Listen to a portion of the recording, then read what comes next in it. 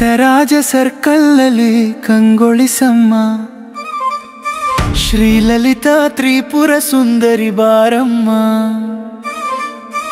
ಆಯುಧ ಪೂಜೆಯ ಸಂತಸ ತುಂಬಮ್ಮ,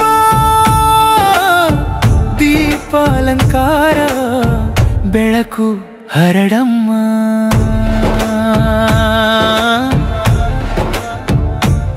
ಕಾಂತರಾಜ ಸರ್ಕಲ್ ದೇವಾಲಯದಲ್ಲಿ ಶ್ರೀಲಲಿತಾ ತ್ರಿಪುರ ಸುಂದರಿ ನಿನ್ನ ನಾಮದಲ್ಲಿ ಕಳಶಾಭಿಷೇಕ ಮಂಗಳಗಾನ ನಡೆಯುತ್ತಿದೆ. ಅಂಬೆಯ ಕೃಪೆ ಭಕ್ತ ಹೃದಯದಲ್ಲಿ ಬೆಳೆಯುತ್ತಿದೆ.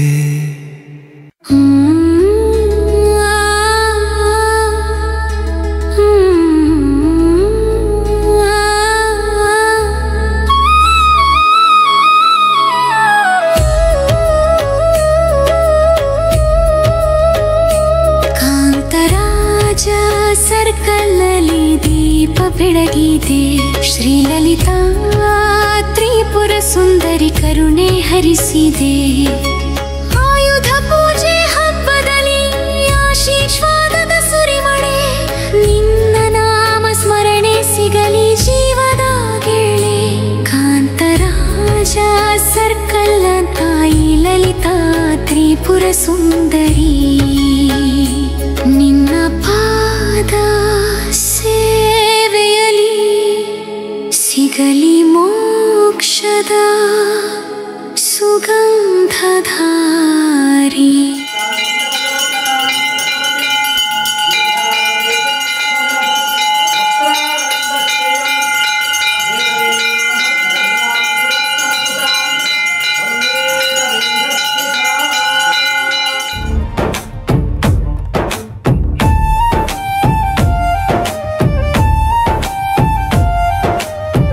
ಕಾಂತರಾಜ ಸರ್ಕಲ್ಲಲ್ಲಿ ಕಂಗೊಳಿಸಮ್ಮ, ಶ್ರೀಲಲಿತಾ ತ್ರಿಪುರ ಸುಂದರಿ ಬಾರಮ್ಮ. ಆಯುಧ ಪೂಜೆಯ ಸಂತಸ ತುಂಬಮ್ಮ, ದೀಪಾಲಂಕಾರ ಬೆಳಕು ಹರಡಮ್ಮ.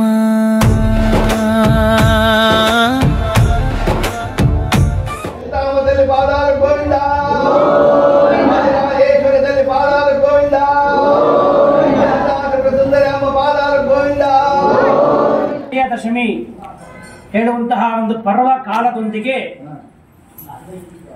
ಮುಕ್ತಾಯ ಸಮಾರಂಭಕ್ಕೆ ಬಂದಿದೆ. ಮುಕ್ತಾಯ ಅಂತ ಹೇಳಲಿಕ್ಕಾಗುವುದಿಲ್ಲ, ಯಾಕೆಂದ್ರೆ ಇದೊಂದು ಭಗವಂತನ ಆ ತಾಯಿ ಪರಮೇಶ್ವರಿಯ ಆರಾಧನೆ. ಆದರೆ ಈ ಒಂದು ವ್ರತಕಾಲ ಹೇಳುವುದು ಇವತ್ತು ದಶಮಿ ವಿಜಯದಶಮಿಯೊಂದಿಗೆ ಸಮಾಪ್ತಿ ಆಗ್ತದೆ. ಈ ವರ್ಷ ನವರಾತ್ರಿ ಅಂದ್ರೆ 9 ದಿವಸಗಳ ಕಾಲ, ನವ ಅಂದ್ರೆ 9 ಮತ್ತು ವಿಜಯದಶಮಿ ದಿವಸ 10ನೇ ದಿವಸ ಅದು ದಶಮಿ ತಿಥಿ, 10 ದಿವಸ ಬರುವಂತಹ ಒಂದು ಪರ್ವಕಾಲ. ಈ ವಿಶ್ವಾಸನಾಮ ಸಂವತ್ಸರದಲ್ಲಿ ಅಂದ್ರೆ ಈ ವರ್ಷ 11 ದಿವಸಗಳ ಕಾಲ ಈ ಒಂದು ನವರಾತ್ರಿ ಪರ್ವಕಾಲ ಹೇಳುವುದು ವಿಶೇಷವಾಗಿ ಬಂದಿದೆ. ಅದು ಇವತ್ತಿನ ಒಂದು ವಿಜಯದಶಮಿಯೊಂದಿಗೆ ಮುಕ್ತಾಯ ಆಗ್ತದೆ. ಈ ವಿಜಯದಶಮಿಯನ್ನ ನಾವು ಯಾಕೆ ಆಚರಣೆಯನ್ನು ಮಾಡಬೇಕು, ಈ ನವರಾತ್ರಿಯನ್ನು ಯಾಕೆ ಆಚರಣೆ ಮಾಡಬೇಕು ಅಂತ ಎಲ್ಲರಿಗೂ ಒಂದು ಪ್ರಶ್ನೆ ಬರ್ತದೆ. ಕಾಲ ಆ ಜಗನ್ಮಾತೆ ನವದುರ್ಗೆಯಾಗಿ ನವಶಕ್ತಿಯಾಗಿ ಒಂದೊಂದು ದಿವಸವೂ ಕೂಡ ಒಂದೊಂದು ರೀತಿಯ ಶಕ್ತಿಯೊಂದಿಗೆ ನಮಗೆಲ್ಲ ಅನುಗ್ರಹವನ್ನು ಮಾಡಲಿಕ್ಕಾಗಿ ಈ ಭೂಲೋಕಕ್ಕೆ ಬಂದು ನಮ್ಮ ಸಲ್ಲಿಸುವಂತಹ ಪೂಜೆಯನ್ನ ಸೇವೆಯನ್ನ ತಾಯಿ ಪಡ್ಕೊಳ್ತಾಳೆ. ವಿಜಯದಶಮಿ ದಿವಸ ಆ ಮಧುಕೈಟಭ, ಮಹಿಷಾಸುರ, ಧೂಮ್ರಲೋಚನ, ಚಂಡ, ಮುಂಡ, ಶುಂಭ, ನಿಶುಂಭ, ರಕ್ತ ಬೀಜಾದಿ ಅಸುರರನ್ನೆಲ್ಲ ಸಂಹಾರ ಮಾಡಿ ಈ ಒಂದು ಲೋಕಕ್ಕೆ ಉಳಿತನ್ನು ಮಾಡುವಂತಹ ಒಂದು ಸಲುವಾಗಿ ವಿಜಯದ ಒಂದು ಸಂಕೇತವಾಗಿ ಈ ವಿಜಯದಶಮಿಯನ್ನು ನಾವು ಆಚರಣೆಯನ್ನು ಮಾಡುತ್ತೇವೆ. ಹಿಂದೆ ಮಹಾಭಾರತದಲ್ಲಿ ಕುರುಕ್ಷೇತ್ರ ಯುದ್ಧ ಈ ವಿಜಯದಶಮಿಯ ದಿವಸ ಆ ಪಾಂಡವರು ಬನ್ನಿ ಮರ ಹೇಳುವಂತಹ ಒಂದು ಶಮೀ ವೃಕ್ಷದಲ್ಲಿ ಅವರು ಇಟ್ಟಂತಹ ಆಯುಧಗಳನ್ನ ಅಜ್ಞಾತವಾಸದಲ್ಲಿ ಮತ್ತು ವನವಾಸದಲ್ಲಿರಬೇಕಾದ್ರೆ ಆ ಶಮೀ ವೃಕ್ಷ, ಅದೇ ಬನ್ನಿ ಮರ ಅಂತ ಹೇಳ್ತೇವೆ, ಬನ್ನಿ ಪೂಜೆ ಅಂತ ಹೇಳ್ತೇವೆ. ಈ ವಿಜಯದಶಮಿ ದಿವಸ ಆ ಮರದಿಂದ ಕೆಳಗೆ ಇಳಿಸಿ ಆ ಆಯುಧಕ್ಕೆ ಪೂಜೆಯನ್ನು ಮಾಡಿದಂತಹ ದಿವಸ ಈ ಒಂದು ವಿಜಯದಶಮಿ ದಿವಸ. ನಮ್ಮ ಸಂಪ್ರದಾಯದಲ್ಲಿ ಮಹಾನವಮಿ ಅಥವಾ ಆಯುಧ ಪೂಜೆ ಅಂತ ನಾವು ಮಾಡ್ತೇವೆ. ಯಾಕೆ ಅಂದ್ರೆ ಅವತ್ತಿನ ದಿವಸ ನಾವು ಯಾವ ಕೆಲಸವನ್ನ ಪ್ರಾರಂಭ ಮಾಡ್ತೇವೆ ಅದು ವಿಜಯವಾಗಿ ಯಾವುದೇ ರೀತಿ ವಿಘ್ನಗಳು ಇಲ್ಲದೆ ಮುಗಿಯುತ್ತದೆ ಹೇಳುವುದು ಶಾಸ್ತ್ರ ಸಂಬದ್ಧವಾದಂತಹ ಒಂದು ಸಂಪ್ರದಾಯ. ಹಾಗಾಗಿ ವಿಜಯದಶಮಿಯೆಲ್ಲ ನಾವು ಆಚರಣೆಯನ್ನು ಮಾಡಿಕೊಂಡು ಬರ್ತಾ ಇದ್ದೇವೆ. ಆ ಅಸುರಗಳನ್ನೆಲ್ಲ ಸಂಹಾರ ಮಾಡಿ ಈ ಒಂದು ಜನತೆಗೆ, ಈ ಒಂದು ಲೋಕಕ್ಕೆ ಸುಖ, ಶಾಂತಿ, ನೆಮ್ಮದಿಯನ್ನು ಕೊಟ್ಟಂತಹ ದಿವಸ ಈ ಒಂದು ವಿಜಯದಶಮಿಯ ಒಂದು ಪರ್ವಕಾಲ. ಹಾಗಾಗಿ 9 ದಿವಸನೂ ಕೂಡ, ಈ 10 ದಿವಸಗಳು ಕೂಡ ಆ ತಾಯಿಗೆ ವಿಶೇಷವಾದಂತಹ ಫಲಪಂಚಾಮೃತ ಅಭಿಷೇಕ, ಒಂದೊಂದು ದಿವಸದಲ್ಲಿ ಒಂದೊಂದು ರೀತಿಯಾದಂತಹ ಅಲಂಕಾರಗಳು, ಅದೇ ರೀತಿ ಚಂಡೀ ಸಪ್ತಶತಿ ಹೇಳುವಂತಹ ದೇವಿ ಮಾಹಾತ್ಮ್ಯ ಪಾರಾಯಣ, ಶ್ರೀಚಕ್ರ ನವಾವರಣ ಪೂಜೆ ಇದೆಲ್ಲ ಮಾಡಿ ಮೊನ್ನೆ ದುರ್ಗಾಷ್ಟಮಿ ದಿವಸ ಆ ನವಚಂಡಿಕಾ ಯಾಗವನ್ನು ಕೂಡ ನಾವು ಆ ತಾಯಿಯ ಅನುಗ್ರಹದೊಂದಿಗೆ ನಿಮ್ಮೆಲ್ಲರ ಒಂದು ಸಹಕಾರದೊಂದಿಗೆ ಸಂಪನ್ನಗೊಳಿಸಿದ್ದೇವೆ. ಈ 9 ದಿವಸ ನಾವು ಮಾಡಿದಂತಹ ಪೂಜೆಯಲ್ಲಿ ಯಾವುದಾದ್ರೂ ಲೋಪದೋಷಗಳು ಇರಬಹುದು, ಶ್ರದ್ಧೆಯಲ್ಲಿ ಲೋಪ, ದ್ರವ್ಯದಲ್ಲಿ ಲೋಪ, ಭಕ್ತಿಯಲ್ಲಿ ಲೋಪ, ಇದನ್ನೆಲ್ಲ ಸರಿಪಡಿಸಬೇಕು.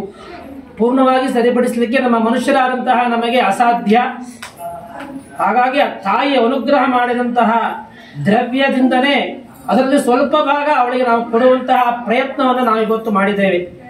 ಹಾಗಾಗಿ ಸಹಸ್ರನಾಮದಿಂದ ಸಹಸ್ರ ಕಲಶಾಭಿಷೇಕ, ಸಹಸ್ರ ದೀಪಾಲಂಕಾರ ಸೇವೆ. ಯಾಕೆ ಈ ದೀಪವನ್ನು ಹಚ್ಚಬೇಕು ಅಂತಂದ್ರೆ ನಮ್ಮಲ್ಲಿರುವಂತಹ ಅಜ್ಞಾನ ಅಂದ್ರೆ ಕತ್ತಲೆ ಅದನ್ನ ದೂರ ಮಾಡಬೇಕು, ಅದನ್ನ ಹೋಗಲಾಡಿಸಬೇಕು. ಅಂದ್ರೆ ಬಾಹ್ಯವಾದಂತಹ ಅಂದ್ರೆ ಹೊರಗಿನ ಪ್ರಪಂಚದಲ್ಲಿ ಆ ದೀಪವನ್ನು ಎಷ್ಟೆಷ್ಟು ನಾವು ಎಣ್ಣೆಯನ್ನು ಹಾಕಿ ಬೆಳಗಿಸ್ತೇವೋ ನಮ್ಮ ಒಳಗಿರುವಂತಹ ಕಲ್ಮಶ ಅಂದ್ರೆ ಪಾಪಗಳು ಎಲ್ಲ ನಿವೃತ್ತಿ ಆಗ್ತದೆ. ಇದರಿಂದಾಗಿ ಜ್ಞಾನ ಮತ್ತು ಮೋಕ್ಷದ ಕಡೆಗೆ ಹೋಗಲಿಕ್ಕೆ ಸಹಾಯ ಆಗ್ತದೆ. ಹಾಗಾಗಿ ದೀಪವನ್ನು ಹಚ್ಚುವಂತಹ ಒಂದು ಮಹತ್ವ ನಮ್ಮ ಹಿಂದೂ ಧರ್ಮದಲ್ಲಿ. ಹಾಗಾಗಿ ಇದೆಲ್ಲ ಸಂಪನ್ನಗೊಂಡು ಇನ್ನೇನು 10 ನಿಮಿಷದಲ್ಲಿ ತಾಯಿಗೆ ಒಳಗೆ ಅಲಂಕಾರ ಸೇವೆ ನಡೀತಾ ಇದೆ. ಮುಗಿದಾದ ಮೇಲೆ ಅರ್ಚನೆ ಮುಗಿದು ತೀರ್ಥ ಪ್ರಸಾದ ಎಲ್ಲ ಕೊಡ್ತೇವೆ.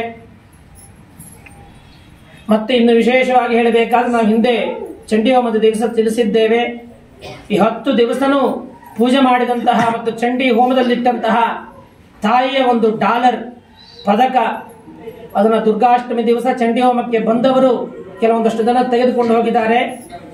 ಈ 10 ದಿವಸನೂ ಪೂಜೆ ಮಾಡಿದಂತಹ ಡಾಲರ್ ಅನ್ನು ಕೂಡ ಸಹಸ್ರ ಕಲಶಾಭಿಷೇಕದಲ್ಲಿ ನಾವು ಇಟ್ಟು ಮತ್ತೆ ಅದನ್ನ ಪೂಜೆಯನ್ನು ಮಾಡಿ ಕೊಡ್ಲಿಕ್ಕಿದ್ದೇವೆ. ಯಾರಿಗೆ ಬೇಕು, ಯಾರಿಗೆ ಆಸಕ್ತಿ ಇದೆಯೋ ಅವರು ಅದನ್ನ ಸ್ವೀಕಾರ ಮಾಡಿಕೊಂಡು ಹೋಗ್ಬೋದು. ವ್ಯಾಪಾರದಲ್ಲಿರ್ಬೋದು, ಮನೆಯಲ್ಲಿರ್ಬೋದು, ಎಲ್ಲಾ ಕಡೆನೂ ಕೂಡ ಆ ಒಂದು ಡಾಲರ್ ಅನ್ನು ಇಟ್ಟು ಪೂಜೆಯನ್ನ ಮಾಡಿಕೊಳ್ಳಬಹುದು. ಬಹಳ ವಿಶೇಷವಾದಂತಹ ಒಂದು ಡಾಲರ್. ಒಂದು ಕಡೆ ಶ್ರೀಚಕ್ರ, ಇನ್ನೊಂದು ಕಡೆ ಲಕ್ಷ್ಮೀ ಕುಬೇರ ಯಂತ್ರ. ಮನುಷ್ಯನಿಗೆ ಬೇಕಾಗಿದ್ದು ಧನ ಧಾನ್ಯ, ಅದೇ ವಿಟಮಿನ್ ಎಂ ಅಂತ ಹೇಳ್ತೇವೆ. ಎಂ ಅಂದ್ರೆ ಮನಿ ಅಂತ ಅರ್ಥ. ಬರೀ ದುಡ್ಡಿದ್ರೆ ಮಾತ್ರ ಸಾಧನೆ ಮಾಡ್ಲಿಕ್ಕೆ ಆಗುವುದಿಲ್ಲ. ಆದ್ರೆ ಕೆಲವೊಂದಷ್ಟು ಜೀವನವನ್ನು ನಡೆಸಲಿಕ್ಕೆ ದುಡ್ಡು ಅವಶ್ಯಕತೆ ಇದೆ. ಅದರ ಹಿಂದೆ ನಾವು ಹೋಗಬಾರದು. ನಮಗೆ ಎಷ್ಟು ಅವಶ್ಯಕತೆ ಇದೆಯೋ ಅದನ್ನ ಬೇಕಾಗ್ತದೆ. ಹಾಗಾಗಿ ಆ ಒಂದು ಡಾಲರ್ ಅನ್ನ ಕೂಡ ತೆಗೆದುಕೊಳ್ಳುವವರು ತೆಗೆದುಕೊಳ್ಳಬಹುದು, ಪ್ರಸಾದ ತಗೊಂಡು ಬಂದು ಆದ ಮೇಲೆ. ಅದೇ ರೀತಿ ಇದೇ ತಿಂಗಳು 22ನೇ ತಾರೀಕಿನಿಂದ ಕಾರ್ತೀಕ ಮಾಸ ಪ್ರಾರಂಭ ಆಗ್ತದೆ. 27ನೇ ತಾರೀಕು ಮೊದಲನೇ ಸೋಮವಾರ. ಇಲ್ಲಿ ತಾಯಿಗೆ ಹೇಗೆ ನವರಾತ್ರಿ 9 ದಿವಸವೂ 10 ದಿವಸವೂ ವಿಶೇಷವಾಗಿ ಪೂಜೆಯನ್ನು ಮಾಡಿದೇವೋ ಅದೇ ರೀತಿ ಈ ಒಂದು ಕಾರ್ತೀಕ ಮಾಸದಲ್ಲಿ 4 ಸೋಮವಾರ ಬಂದಿದೆ. ಪ್ರತಿ ಸೋಮವಾರ ಕೂಡ ಈಶ್ವರನಿಗೆ ಫಲ ಪಂಚಾಮೃತ ಅಭಿಷೇಕ, ಅದು ವಿಶೇಷವಾಗಿ ಹಾಲಭಿಷೇಕ ಆದ ಮೇಲೆ ಸಹ ಇದೇ ರೀತಿ ಭಕ್ತ ಮಹಾಜನರೆಲ್ಲ ಬಂದು ಆ ಸಾಂಬ ಪರಮೇಶ್ವರನ ಅನುಗ್ರಹಕ್ಕೆ ಪಾತ್ರರಾಗಬೇಕು. ಯಾಕೆಂದ್ರೆ ಶಿವ ಬೇರೆ, ಶಕ್ತಿ ಬೇರೆ ಇಲ್ಲ.